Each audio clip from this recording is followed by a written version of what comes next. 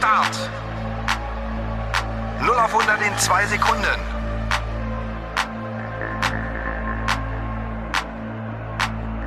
Los geht's! Schumacher.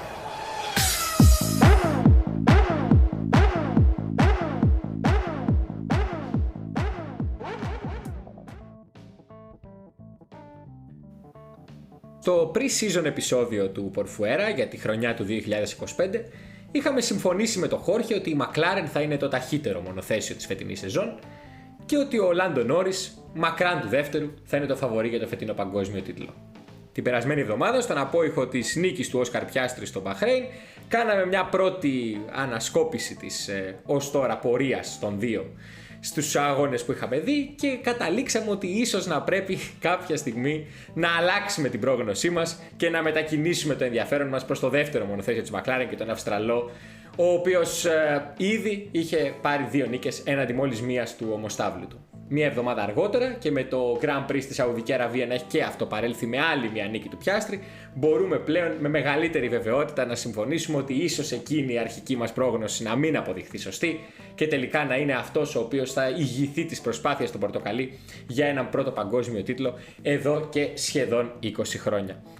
Με αυτά και με αυτά, ο Max Verstappen επανήλθε στο προσκήνιο, οι Ferrari συνεχίζουν να παλεύουν και ο Χόρχε είναι ξανά απέναντί μου για ό,τι έχουμε να συζητήσουμε από το Grand Prix Σαουδικής Αραβίας. Χόρχε, καλησπέρα. Καλησπέρα, χρόνια πολλά, Χριστός Ανέστη. Αληθώς ο κύριος. Γιατί ηχογραφούμε μετά το Πάσχα προφανώς, έχει γίνει και ο αγώνας. Τι είδαμε διαφορετικό στη Σαουδική Αραβία? Σίγουρα την εικόνα της Red Bull που από την τέταρτη ομάδα και τα παράπονα του Verstappen στο Bahrain βρέθηκε στην pole position το Σάββατο με άλλον έναν εντυπωσιακό γύρο του Max ή και όχι, θα μου πεις την άποψή σου, και μετά μια στα ίσα μάχη για την νίκη την Κυριακή. Ωραία. Θα ρω ότι η Red Bull σε πίστες, βασικά και σε τομείς, σε sector, από κάποιες πίστες που έχουν απέτηση για αυτό που λέμε υψηλή κάθετη δύναμη, ένα κορυφαίο δηλαδή αεροδυναμικά αυτοκίνητο, όχι απλά τα πάει καλά, είναι και μπροστά. Αυτό που είδαμε δηλαδή στη Σουζούκα, το είδαμε να επαναλαμβάνεται και στη Τζέντα. Ο Verstappen έχει πάρει την pole στη Τζέντα από τον πρώτο τομέα που έχει αυτό το χαρακτηριστικό, αυτές τις πάρα πολύ γρήγορες στροφές. Οπότε θα ρω ότι το αυτοκίνητο της Red Bull, όταν υπάρχουν αυτές οι υψηλές αεροδυναμικές απαιτήσεις, είναι μπροστά, είναι είτε πρώτο είτε δεύτερο. Εντάξει, πρώτη θα έβαζα πάλι οριακά τη McLaren, αλλά είναι εκεί, κερδίζει ξεκάθαρα και τη Mercedes και τη Ferrari. Αυτό που χάνει η Red Bull και φάνηκε στο Bahrain είναι πίστες που έχουν απέτηση και σε καλό κράτημα σε μηχανική πρόσφυση. Δηλαδή να είναι και δυνατός στις αναρτήσεις του και στο φρενάρισμά του. Στο Bahrain, ναι, η Red Bull ήταν τέταρτη. Πίσω και από τη Mercedes, πίσω και από τη Ferrari.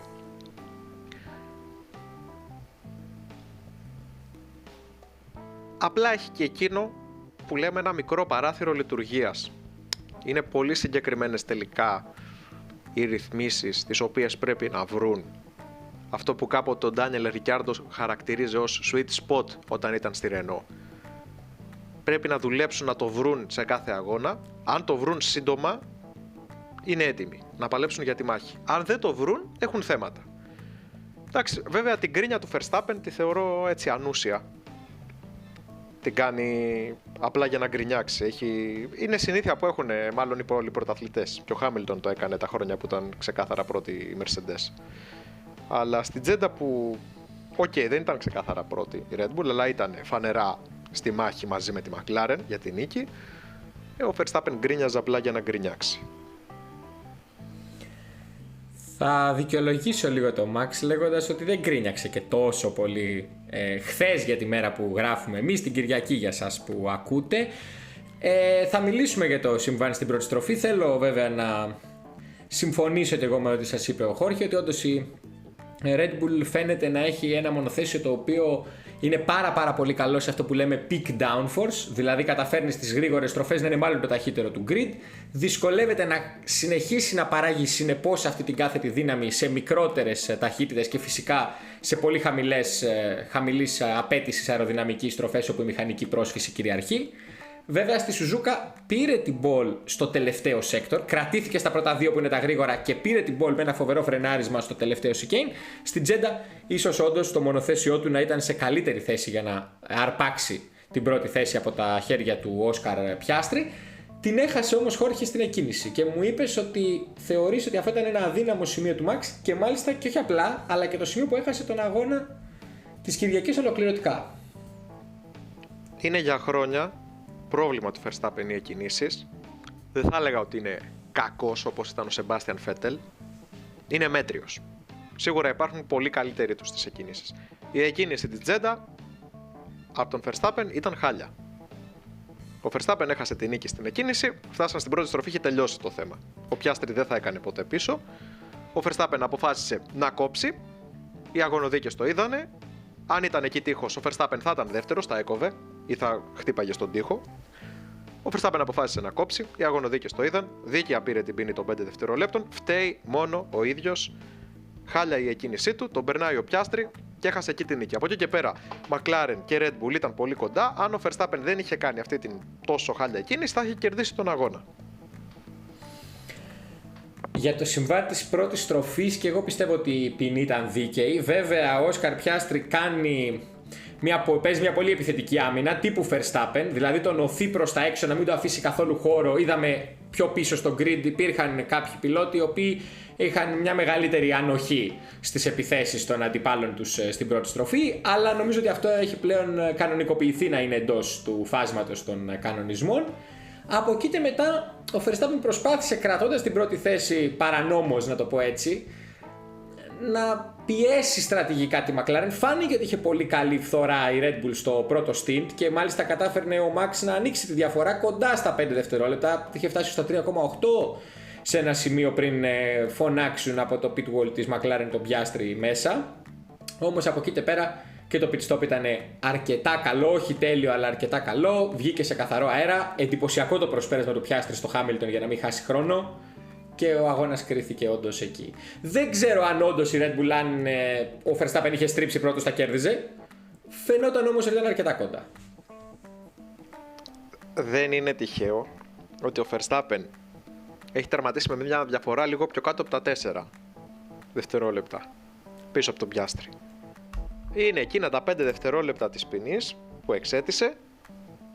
Αν κάνει κάποιος την πράξη, είναι εκείνος ο χρόνος που ήταν μπροστά, το 1,8 που είχε, το 1,5 που ήταν μπροστά από τον Πιάστρι.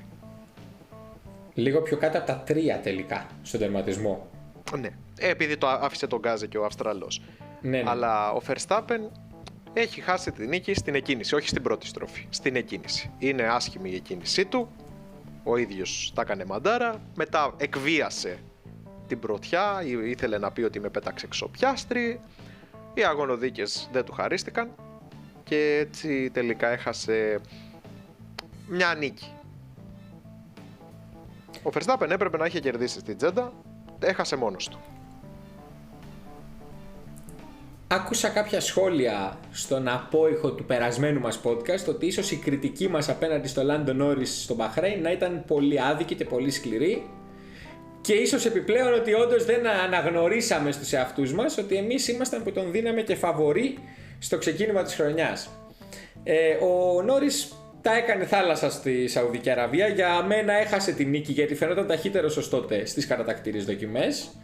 Και θέλω να μου πεις αν αρχίζει να διαμορφώνεται πλέον ένα κλίμα στη McLaren, ακόμα και αν είμαστε πολύ νωρίς μέσα στη σεζόν, ότι ο Πιάστρι είναι αυτός που θα διεκδικήσει 100% το πρωτάθλημα.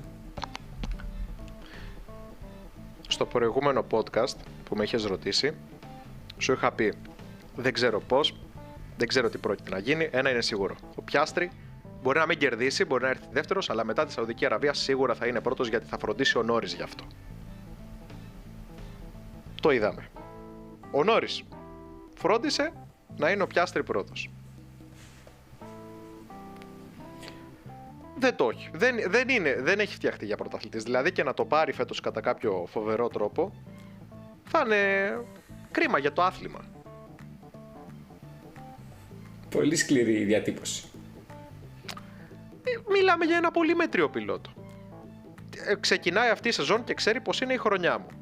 Παλεύει κατευθείαν να κατευνάσει έτσι τα πνεύματα, να πει ξέρετε δεν είμαστε τόσο μπροστά όσο νομίζετε. Στο μεταξύ σε 5 αγώνες η McLaren έχει κερδίσει τους 4 και έχει χάσει για 1 δευτερόλεπτο τον άλλον 1. Και λέει φέτος θα έχουμε 14 νικητές. Παλεύει έτσι να μανατζάρει κάπως την κατάσταση, να πει ότι δεν είμαστε οι καλύτεροι. Έρχεται το Πιάστρι και το αποδεικνύει ποια ομάδα είναι η καλύτερη.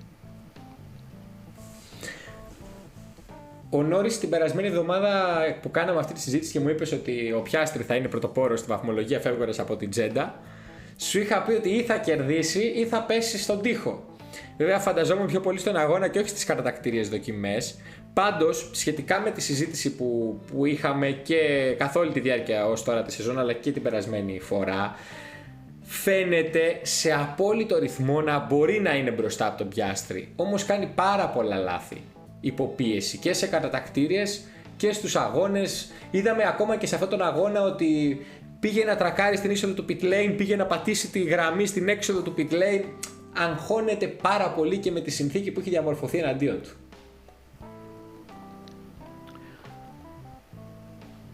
Τότε άμα αγχώνεται δίκαια δεν θα πάρει πρωτάθλημα. Τι να πούμε.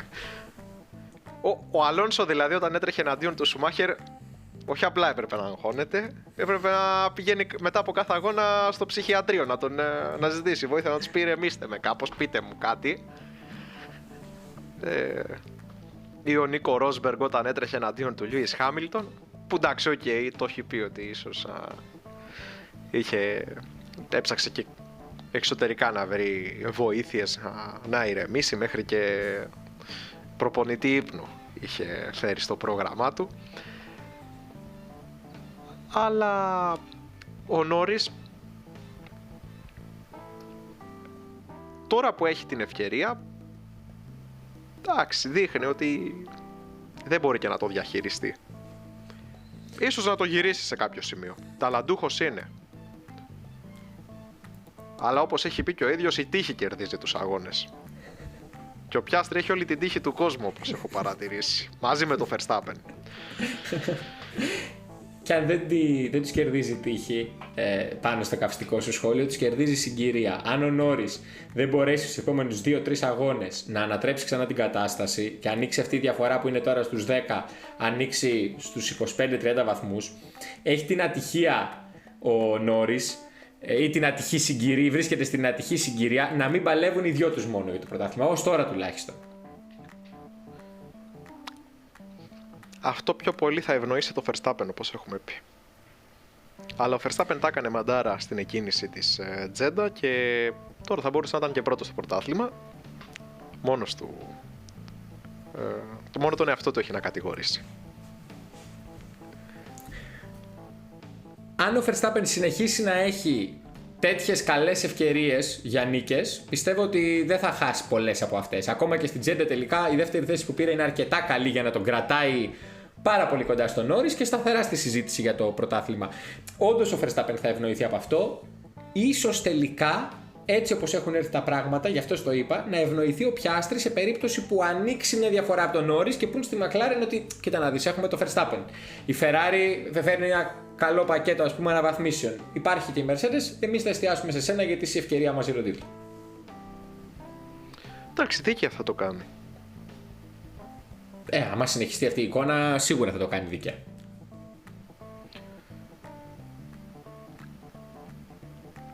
Ο Νόρις δεν έχει καταλάβει ακόμα ότι παλεύει για το πρωτάθλημα. Ούτε πέρσι το κατάλαβα, αλλά ούτε και τώρα το έχει καταλάβει. Ξέρεις τι, πιστεύω ότι δεν είναι ότι δεν το έχει καταλάβει. Νιώθω ότι επειδή αισθάνεται ταχύτερος του Πιάστρι σε πολλές συνθήκες, ειδικά άμα παρακολουθείς κανείς τις ελεύθερες δοκιμές, κατά βάση θα δει τον Νόρις να κάνει συστηματικά ταχύτερους γύρους από τον Πιάστρι. Νιώθω ότι μπαίνει σε μια λογική ότι εντάξει, τον έχω. Ναι, ο Νόρις μπορεί να πιστεύει ότι τον έχει τον Πιάστρι. Αλλά και εγώ τα προηγούμενα χρόνια θεωρούσα ότι είναι ξεκάθαρα καλύτερος. Βέβαια, με την εικόνα που παρουσίασε ο Πιάστρι στην Κίνα, αλλά και την Ιαπωνία και τον Μπαχρέιν, φαίνεται να ήταν πιο γρήγορο σε ρυθμό αγώνα. Εγώ δηλαδή τουλάχιστον αυτό είδα. Τώρα, στην Τζέντα, ναι, ίσως ο Νόρις να ήταν ο πιο γρήγορος πιλότος. Αλλά φρόντισε ο ίδιος να μην το αξιοποιήσει και αυτό το κάνει συχνά. Αυτό είναι συχνό φαινόμενο. Να βλέπει ότι έχει το ταχύτερο αυτοκίνητο και όχι απλά να μην κερδίζει, αλλά να παίρνει και ένα μέτριο αποτέλεσμα. Και πέρσι το είδαμε σε αρκετούς αγώνες.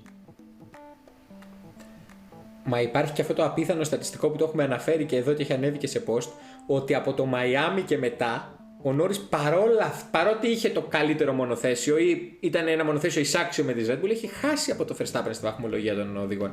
Τώρα σε αυτό που λες, ο Πιάστρι έδειξε και μια ωριμότητα στην Τζέντα.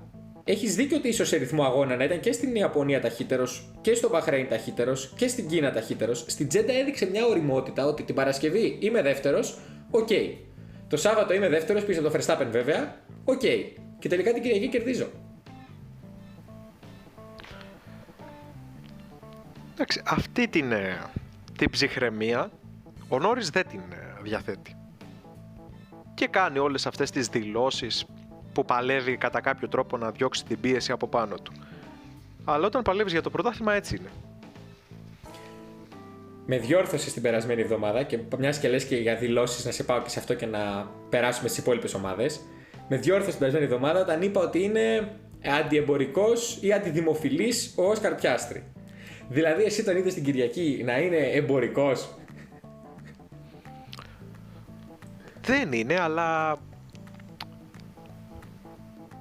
πρέπει να τα αλλάξει.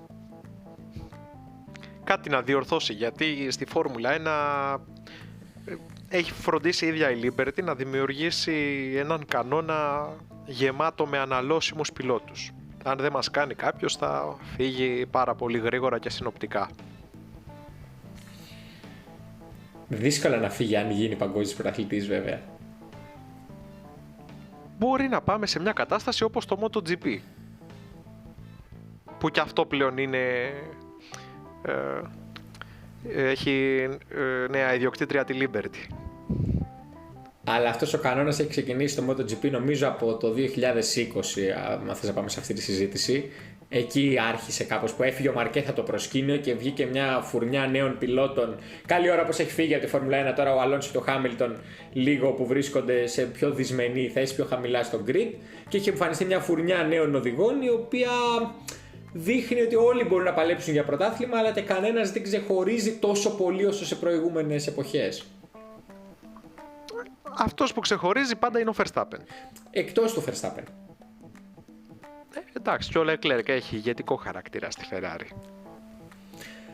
Για πάμε στη Ferrari. Έδειξε εξαιρετική διαχείριση πάλι με τη σκληρή γόμα. Η σκληρή όμως της Τζέντα είναι η μέση του Μπαχρέιν.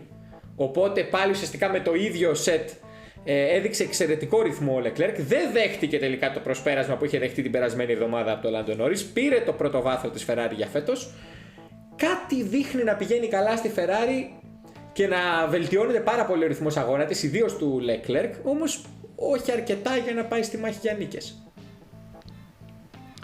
Θαρώ ότι θα διορθωθεί. Έχω αυτή την εντύπωση ότι η Ferrari κάπως θα πάρει νίκη σύντομα και θα δούμε και πώς θα πορευτεί και στο δεύτερο μισό της σεζόν. Σίγουρα δείχνει μια εικόνα που περί το μέσον του αγώνα το αυτοκίνητό της ζωντανεύει και φαίνεται να είναι πάρα πολύ γρήγορο. Ίσως να είναι τέτοιες οι ρυθμίσεις τους που να τους φέρνουν σε αυτή την κατάσταση. Εγώ θα σε ρώταγα κάτι άλλο. Να το συζητήσουμε τώρα, είναι η ευκαιρία. Ο Χάμιλτον πήγε στη Ferrari να πάρει το 8ο παγκόσμιο πρωτάθλημα. Πράγματι. Και σε ρωτώ, πώς θα το πάρει? Ας αφήσουμε τη φετινή σεζόν, ας πούμε ότι είναι καμένη. Πώς θα το πάρει? Αρχικά αυτή η σεζόν με το Hamilton στους 31 βαθμούς να είναι πάρα πολύ μακριά από την κορυφή και τον Όσκαρ Πιάστρι στους 99, θα τη θεωρήσω και εγώ καμένη από τη δικιά του πλευρά του γκαράζ τουλάχιστον. Εκτός αν η Ferrari φέρει κάτι εντυπωσιακό και ο Χάμιλτον αρχίσει να κερδίζει τον Leclerc, το οποίο είναι το πρώτο μεγάλο εμπόδιο που έχει να αντιμετωπίσει. Ο Leclerc, όπως είπες και εσύ, με το συνδυασμό του ελαστικού της C3 γόμας και ένα μέσο φορτίο καυσίμων, φαίνεται να πετάει με πάρα πολύ εντυπωσιακό ρυθμό σε σχέση και με το Χάμιλτον. Αυτό σε εν μέρη το είδαμε ακόμα και στην Κίνα, όπου ο Leclerc στο Grand Prix με τη σπασμένη αεροτομή, την σπασμένη μπρος πτέρυγα, ουσιαστικά ανάγκασε και τον ίδιο το Χάμιλτον και το pit wall της Ferrari να τον περάσουν μπροστά για να κυνηγήσει κάτι καλύτερο. Τελικά κατέληξαν και οι δύο με DSQ. Το πρώτο μεγάλο εμπόδιο του Χάμιλτον στη Ferrari να κερδίσει το Leclerc, και το δεύτερο που συσχετίζεται με το πρώτο, για να σου δώσω την πάσα, είναι να μπορέσει να βρεθεί σε μια συνέργεια με το μονοθέσιο που έχει στα χέρια του. Γιατί ως τώρα δεν τα καταφέρνει καθόλου καλά. Ένιωσα έτσι όπως το έθεσες στην αρχή, πως προσπερνάς πολύ εύκολα το πρώτο εμπόδιο. Το πρώτο εμπόδιο, ακόμη και αν φέρει η Ferrari του χρόνου αυτοκίνητο με το οποίο θα κυριαρχήσει, αυτό το πρώτο εμπόδιο είναι απροσπέλαστο. Εγώ αυτό βλέπω. Αν ο Χάμιλτον φέτος σε 24 αγώνες, ας πούμε ότι τερματίζουν και τους 24 από εδώ και πέρα, βασικά έχουν κάψει ήδη έναν, αλλά τέλος πάντων, αν ο Χάμιλτον καταφέρει να κερδίσει το Leclerc 5 αγώνες φέτος, θα είναι κατόρθωμα. Χάνει με κάτω τα χέρια. Αυτή τη στιγμή, αυτή δεν είναι εμφάνιση. Ποιος είναι ο GOAT του αθλήματος, πού είναι, δεν τον βλέπω εγώ. Χάνει με κάτω τα χέρια από το Leclerc. Και δεν υπάρχει περίπτωση να δει φως στο τούνελ, έτσι όπως συνεχίζεται η σεζόν.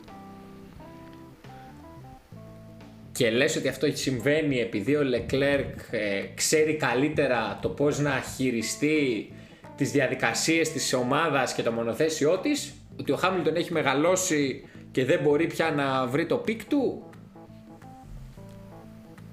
Συνδυασμός αυτών των δύο. Και ότι δεν έχει και την ίδια όρεξη ο Χάμιλτον πια. Αν ήταν στη Mercedes. Ναι. Ποια θα ήταν η σχετική κατάσταση με τον Russell και η βαθμολογική του συγκομιδή τώρα, πώς το φαντάζεσαι? Θαρώ ότι θα ήταν μπροστά από τον Russell. Ο Χάμιλτον όταν έχει καλό αυτοκίνητο γίνεται άλλος άνθρωπος. Αλλά νιώθω ότι στη Ferrari και να του το δώσουν είναι τέτοια η διαφορά με τον Leclerc αυτή τη στιγμή που δεν υπάρχει περίπτωση να τον κερδίσει. Και δεν υπάρχει περίπτωση να γυρίσει και το κλίμα υπέρ του. Νιώθω ότι στη Ferrari ήδη υπάρχει μια δυσαρέσκεια και από την αντιμετώπιση του Χάμιλτον και βλέποντας και την άλλη πλευρά του γκαράζ, τον Leclerc, που έχει εξελιχθεί σε ηγέτη της ομάδας παρά το νεαρό της ηλικίας του. Νεαρό, δεν είναι τόσο νέος όσο ήταν, είναι στην ηλικία που ήταν και ο Αλόνσο στη Ferrari, εντάξει, πλέον. Ωραία. Το πρώτο που θέλω να σχολιάσω είναι ότι δεν ξέρω μια τόσο μεγάλη μεταγραφή αν μπορεί να πέσει σε δυσμένεια τόσο γρήγορα. Δηλαδή, σε περίπτωση που η Ferrari φέρει ένα καλύτερο μονοθέσιο, έχω την αίσθηση ότι ίσως να υπάρχει και μια πίεση να βοηθηθεί ο Χάμιλτον και να μην χάνει συνέχεια από το Leclerc. Η ερώτηση που θέλω να σου κάνω είναι δια της τεθλασμένης ουσιαστικά μου λες ότι ο Leclerc νιώθεις, αισθάνεσαι, πιστεύεις ότι είναι πολύ καλύτερος πιλότης από το Russell. Ναι, ξεκάθαρα. Ξεκάθαρα. Για μένα αυτό είναι ξεκάθαρο. Πάντως ο Russell έχει κάνει ένα πολύ σταθερό και συνεπές ξεκίνημα φέτος τη σεζόν και έχει φέρει τα αποτελέσματα που... Γιατί... Ναι. Γιατί? Επειδή είναι καλύτερη η Mercedes. Ο Χάμιλτον έχει κάνει την κίνηση της χρονιάς από την ανάποδη. Σηκώθηκε και έφυγε από μια Mercedes η οποία έχει βελτιωθεί πάρα πολύ συγκριτικά με τη Ferrari. Είναι η ομάδα που παίρνει τα βάθρα συχνά συγκριτικά με τη Ferrari και θα ήταν κοντά στη μάχη για το πρωτάθλημα. Όχι ότι θα ήταν πρώτος, θα ήταν κοντά ο Χάμιλτον. Ο Ράσελ απέχει αυτή τη στιγμή 26 βαθμούς από την κορυφή. Αν εξαιρέσεις τις δύο πέμπτες θέσεις σε Ιαπωνία και Σαουδική Αραβία, που δεν τις θεωρώ κακά αποτελέσματα, απλά δεν ήταν ίσως τόσο εντυπωσιακά όσο τα τρία του βάθρα, ρε Χόρχε, εγώ δεν βλέπω τρόπο που οποιοδήποτε Leclerc ή Hamilton θα είχε πάρει τόσα πολλά περισσότερα από το μονοθέσιο της Mercedes για να είναι τόσο ψηλά στα βαθμολογία. θα ήταν λίγο πιο πάνω ο Χάμιλτον σίγουρα. Θα ήταν λίγο πιο πάνω. Ήταν και η Mercedes ένα περιβάλλον όμως το οποίο τον ευνοούσε πάρα πολύ και λόγω των σχέσεων που είχε εκεί και της σχετικής του θέσης εντός του μικροκλίματος της ομάδας. Προφανώς. Πήγε όμως τώρα στη Ferrari, στην οποία είπαμε, ο Leclerc έχει χρόνια. Είναι από το 2019 εκεί. Θα δυσκολευτεί πολύ ο Χάμιλτον για το 8. Ακόμη κι αν φέρει η Ferrari το καλύτερο αυτοκίνητο. Θα δυσκολευτεί πάρα πολύ. Θα σε πάω πολύ σύντομα στον αντικαταστάτη του, γιατί δεν έχουμε σχολιάσει ως τώρα ιδιαίτερα την πορεία του στη σεζόν. Εχθές πάλι σε κάποιους κύκλους υπήρχε μια συζήτηση ότι ο ρυθμός αγώνα του ήταν πολύ εντυπωσιακό σε σχέση με το Russell. Ο Russell είχε κάποια προβλήματα, είπε στο Team Radio ότι φοβόταν μην ανοίξει το ελαστικό του και χρειαστεί να μπει στα pitch αν ήταν και κάτι πιο σοβαρό και να εγκαταλείψει. Δεν είδα πάλι κάτι ιδιαίτερα εντυπωσιακό από τον Αντωνέλη. Είναι η τρίτη φορά που τερματίζει έκτος φέτος. Θα ήθελα ένα σχόλιο για το ξεκίνημά του. Εντάξει, δεν ξέρω. Και ο Αντωνέλη θα το βάλω στο ίδιο τσουβάλι με τους άλλους ρούκι. Πολύ άοσμοι. Εμένα δεν μου έχουν κινήσει το ενδιαφέρον καθόλου. Δεν ξέρω για σένα. Εν γέννη όχι. Υπάρχει όλη αυτή η συζήτηση που είχε γίνει γύρω από το Χάτζαρ και λόγω των αρνητικών σχολείων του Χέλμουτ Μάρκο μετά το ατύχημά του στη Μελβούρνη. Έχει δείξει κάποια καλά στοιχεία ο Χάτζαρ στην δεύτερη ομάδα της Red Bull. Ο Μπέρμαν έχει κάνει κάποιες καλές εμφανίσεις. Γενικώς όμως τους έχουν περάσει κάτω από το ραντάρ, που είναι λίγο πιο αναμενόμενο για τους rookies που είναι και σε πιο αδύναμα μονοθέσια. Δεν είναι τόσο αναμενόμενο για τον Αντωνέλη και ειδικά σε σχέση με το θόρυβο που είχε κάνει. Ένας θόρυβος που αν θυμάσαι είχε μεγεθυνθεί και μετά το ατύχημα που είχε στη Μόντσα. Το Βόλφ έλεγε ότι οδήγησε το μονοθέσιο πιο γρήγορα από όσο μπορούσε να οδηγηθεί.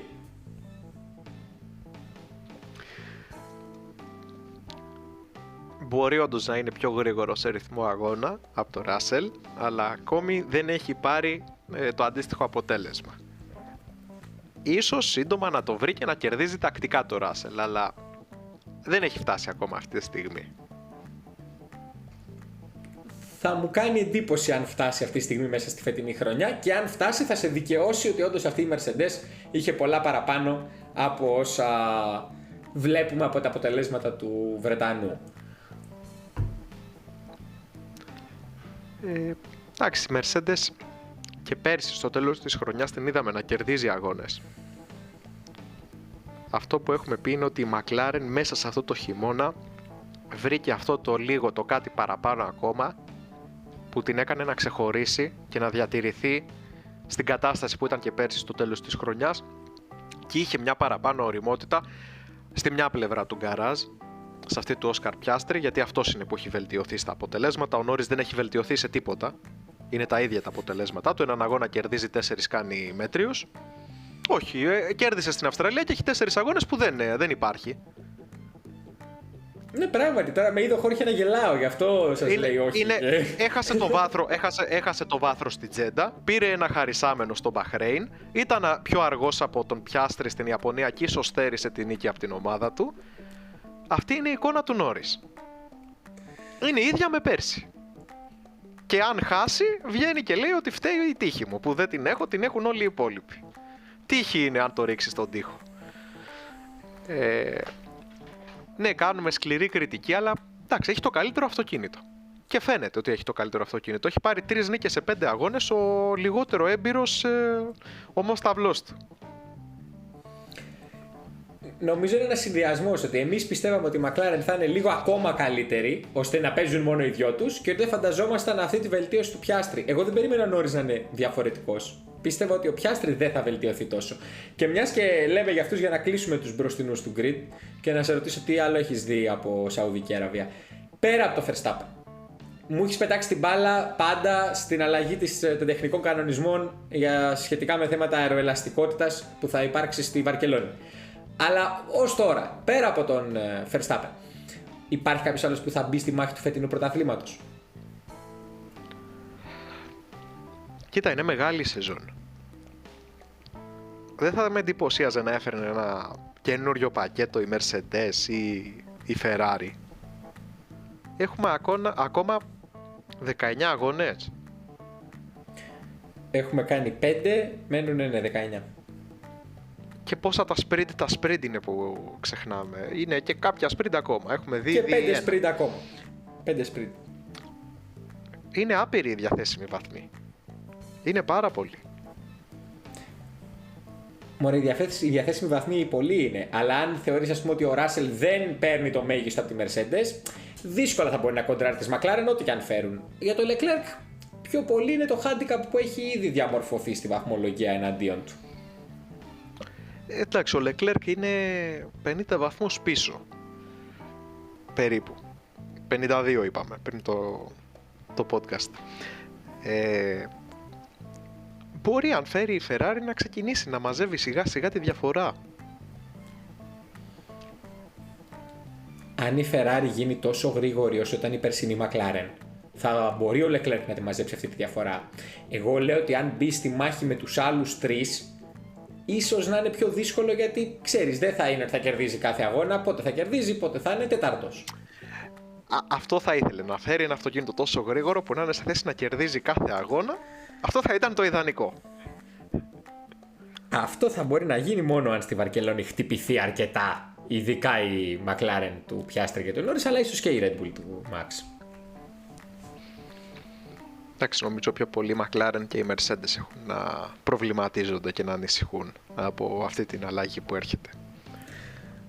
Ωραία. Να σε πάω στους υπόλοιπους. Ένα σχόλιο θέλω γρήγορο, επειδή πέρυσι είχες πει ότι είναι πολύ κακό στη Μέη το Carlos Sainz και ο πρώτος του αντίπαλος είναι ο Leclerc. Έκανε μαεστρική διαχείριση του αγώνα της Williams στη Τζέντα και τους έδωσε το 8-9, δίνοντας το DRS των Albon σε όλους τους τελευταίους γύρους για να αμυνθεί απέναντι στον Ισακ Χατζάρ. Εντάξει, τώρα την έχασε τη θέση του. Τι να κάνει, να χάσει κι άλλη? Τι θέλεις? Πάντως η Williams μας διέψευσε. Είχαμε πει ότι έχει πέσει πίσω από τους RB. Ήταν αρκετά καλή στη Σαουδική Αραβία. Και η Alpine ήταν πολύ δυνατή στην πλευρά του Pierre Gasly, αλλά το ατύχημα με το Yuki Tsunoda δεν τον δικαίωσε για να φτάσει σε βαθμούς. Έχεις κάποιο σχόλιο για τους υπόλοιπους? Το υπόλοιπο grid. Εντάξει, η ομάδα που έχει βελτιωθεί είναι η Williams. Η Alpine φαίνεται πιο σταθερή, να ξεκινάει συγκριτικά με πέρσι, πιο σταθερά. Τώρα για τους υπόλοιπους, εντάξει, η Alpha Tauri στο μόνιμο ρόλο της, μια δεύτερη ομάδα της Red Bull ήταν πάντα και εκεί είναι. Οι Racing Bulls έχουν αλλάξει το όνομα, το ξεχάσαμε και αυτό για ακόμη μια φορά. Η Aston Martin από τότε που έπεσε στα μέσα του 23 συνεχίζει την ελεύθερη πτώση, έχει προβλήματα με τα αποτελέσματα που της δίνουν η αεροσύραγγα, η παλιά της Mercedes, και τώρα δουλεύει την καινούρια. Υπάρχει βαβούρα από το Lawrence Stroll για αυτό το λόγο. Η Sauber, εντάξει, είναι εκεί πάνω κάτω που την περίμενε ο κόσμος, συνεχίζει αυτό στη διαδικασία της αλλαγής είναι ακόμα. Συνεχίζει να υπάρχει. Θα δούμε τι θα μαγειρέψει. Ναι, θα δούμε τι θα μαγειρέψει ο Ματία Μπινότο για το 2026. Στο Ματία εμπιστεύονται το μέλλον τους. Και ποια ομάδα έχουμε ξεχάσει? Τη Haas. Η Haas, εντάξει, καλά είναι. Είναι εκείνη η ομάδα η οποία κανείς δεν ξέρει για ποιο λόγο άλλαξε ο πιλότος. Για μένα. Θα είχε πάρει, και εγώ το πιστεύω, θα έπαιρνε καλύτερα αποτελέσματα με το περσινό δίδυμο. Όχι ότι μειώνω, γιατί και ο Κον έχει κάνει πολύ καλούς αγώνες, το Μπέρμαν έχει κάνει πολύ καλούς αγώνες, αλλά τους λείπει λίγο η σταθερότητα. Βέβαια, λείπει και στο μονοθέσιο από ό,τι καταλαβαίνω η σταθερότητα, αλλά Χούλκεμπεργκ Μάγνουσεν είχαν έναν τρόπο να το δουλεύουν το εργαλείο, ας πούμε. Αυτό. Εντάξει, είναι λίγο αδιάφορο το δικό τους δίδυμο συγκριτικά με το προηγούμενο. Το προηγούμενο είχε και δύο βετεράνους που ήταν και συμπαθείς, νομίζω, αρκετά πλέον και οι δύο και είχαν και μια πολύ καλή σχέση μεταξύ τους. Ο Μάγνουσεν έπαιζε πολλές φορές και το ρόλο του ανθυπασπιστή εκεί, οπότε εντάξει. Αυτά από την Τζέντα. Τελείωσε αυτό το triple header. Ο Τζακ Ντούχαν έκανε στο τέλος αυτού του triple header το χειρότερη του εμφάνιση στη Φόρμουλα 1 ως τώρα και δεν ξέρω αν θα τρίξει η καρέκλα του ενώπιση του Μαϊάμι. Αυτό μόνο θέλω να προσθέσω για το Grand Prix της Σαουδικής Αραβίας. Εντάξει, ο Κολαπίν δεν βλέπω το λόγο να του πάρει τη θέση ακόμα. Κοίτα, νομίζω ότι είναι και εμπορικό το θέμα στο μυαλό του Φλάβιο Μπριατόρε. Ξέρει ότι θα έρθουν αρκετά χρήματα στην ομάδα και εφόσον ο Ντούχαν δεν του προσφέρει κάτι, δεν έχει λόγο να τον κρατάει. Εγώ τον συμπαθώ τον Τζακ, θα ήθελα να τον δω να προχωράει στη σεζόν. Ήταν πολύ κακή η εικόνα του στην Τζέντα, ήδη από το Σάββατο και την Κυριακή, και θα είναι μια καλή αφορμή. Μου έχει δώσει μια καλή αφορμή για να αντικατασταθεί. Εντάξει, θα τον δούμε. Είχες πει κάτι πολύ έξυπνο γι' αυτό και το κλείνουμε. Πριν αρχίσει η σεζόν, και το έχουμε καταγράψει και στο pre-season podcast, ίσως η Alpine να έπρεπε όντως να έχει ξεκινήσει εξ αρχής με 3 πιλότους και να έχει πει ότι εμείς θα είμαστε σε ένα rotation, όπως ήταν, ας πούμε, η Benetton το 1994 ή η Red Bull το 2005 στη δεύτερη θέση της. Θα άξιζε τώρα έτσι ώστε να κρατάει και την πόρτα ανοιχτή για τον Ντούχαν για να επιστρέψει. Δηλαδή να του πω ότι θα σε βγάλουμε 3 αγώνες τώρα έξω, να τρέξει ο Κολαπίντο, γυρίζεις για άλλους 2 και βλέπουμε μετά πώς θα πάει η σεζόν. Καλύτερα να είχε ένα τέτοιο σύστημα παρά αυτό. Δηλαδή να το έχει ξεκαθαρίσει εξ αρχής ότι ο Γκάσλι είναι σταθερός και οι άλλοι 2 θα έχουν ένα rotation ανάλογα και τους αγώνες και τους στόχους της ομάδας, τι πιστεύει ότι ταιριάζει στον κάθε πιλότο καλύτερα. Δεν το έκανε. Ίσως να θέλει και για μόνιμο τον Κολαπίντο αργότερα. Τότε για ποιο λόγο να βάλεις τον Ντούχαν εξ αρχής? Αυτό θα ήταν το επόμενο ερώτημα. Με αυτό το ερώτημα λοιπόν τελείωσε και το πρώτο triple header της χρονιάς. Τώρα η Φόρμουλα 1 θα κάνει διακοπή μιας εβδομάδας πριν επιστρέψει με το υπερατλαντικό της ταξίδι για το πρώτο της πέρασμα από τις Ηνωμένες Πολιτείες και το Μαϊάμι. Η συζήτηση για τους V10 την προηγούμενη εβδομάδα, ξεχάσαμε και να το αναφέρουμε, έκλεισε με συνοπτικές διαδικασίες και χάρη στην καθοριστική ψήφο της Honda που τάχθηκε τελικά κατά. Η Red Bull, Ford με τη Ferrari και την Cadillac ήταν υπέρ. Η Honda, η Mercedes και η Audi ήταν κατά, επομένως δεν πληρώθηκαν τα κριτήρια των 2 τρίτων τα οποία απαιτούνται και άρα η ιδέα για τους V10 απερίφθη εν τη γενέση της. Εντάξει, καλή κίνηση. Θα δούμε ποιον θα ευνοήσει. Εντάξει, σταματάει έτσι, όμως σιγά σιγά καταλαβαίνουμε ότι η Φόρμουλα 1 κάνει τον κύκλο της και τελειώνει όπου να είναι και με την υποκρισία που είχε ξεκινήσει το 2014 για αυτούς τους πιο φιλικούς κινητήρες. Καταλαβαίνει ότι δεν της ταιριάζει τόσο και ότι δεν είναι και τελικά φιλική. Νομίζω, ίσως την κάνουμε αυτή τη συζήτηση πιο αναλυτικά κάποια άλλη εβδομάδα. Νομίζω ότι αν τα βιώσιμα καύσιμα, τα βιοκαύσιμα, δεν είναι ακριβώς βιοκαύσιμα, για να μην χρησιμοποιώ και όρους οι οποίοι δεν είναι συνεπείς, τα ανανεώσιμα καύσιμα, ας το πούμε έτσι, μπορούν να χρησιμοποιηθούν σε ευρεία κλίμακα, προϋποτίθεται και μια επαναφορά σε κινητήρες μεγαλύτερου κυβισμού. Αν όχι, βλέπω ότι αυτό θα συνεχιστεί για πολύ καιρό ακόμα. Άλλωστε οι επόμενοι κινητήρες που έρχονται είναι ακόμα πιο εξηλεκτρισμένοι από τους παρόντες.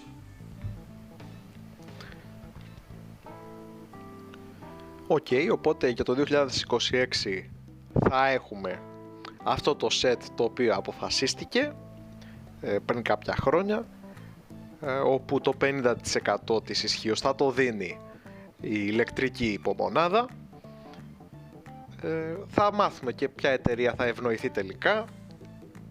Ο θόρυβος, οι συζητήσεις στο paddock δίνουν μια εικόνα ότι ίσως η Mercedes να έχει δημιουργήσει ένα καλό πακέτο για το οποίο δείχνει σίγουρη και γι' αυτό κάποιοι την βάζουν, τη θέτουν ως φαβορί.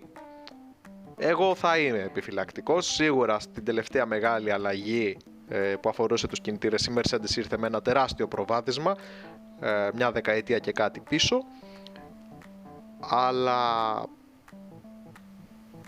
εντάξει, η βάση των κινητήρων είναι και το τωρινό set, δηλαδή παραμένουμε στους V6 τους υπερτροφοδοτούμενους, που έχουν ήδη όλες οι εταιρείες μια καλή γνώση του πώς να τους αξιοποιήσουν. Εγώ το μόνο που μπορώ να αποσπάσω ως πληροφορία από τις ψήφους στο θέμα των V10 είναι ότι οι Mercedes στη Honda έχουν μια καλή εικόνα ενώπιση του project τους για την επόμενη χρονιά. Εντάξει, η Audi είναι λογικό ότι ψήφισε όπως ψήφισε, γιατί δεν θα έρχονταν στη Φόρμουλα 1 με άλλο set. και κρατάω τις επιφυλάξεις μου ότι ίσως η Ford με τη Red Bull να μην έχουν ένα καλό πακέτο. Έγινε μια σοβαρή προσπάθεια από τον Christian Horner υπογείως να υπάρξει κάποια αλλαγή, να μπει και κάποιο σύστημα με concessions όπως τα λένε, δηλαδή πιο γρήγορα να μπορεί κάποιος που έχει μείνει πίσω να τους προλάβει τους υπόλοιπους. Η ψήφος της Ferrari μου φαίνεται συνεπής με την εμπορική της στρατηγική και της Cadillac ομοίως, λόγω του ότι θα ήθελε όσο πιο γρήγορα να επανέλθουν όλοι σε μια μηδενική βάση.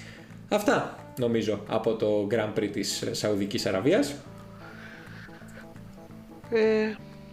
Δεν ξέρω, υπάρχει κάτι άλλο αξιόλογο, κάποιο gossip που πιστεύεις ότι αξίζει να συζητηθεί από τη Φόρμουλα 1?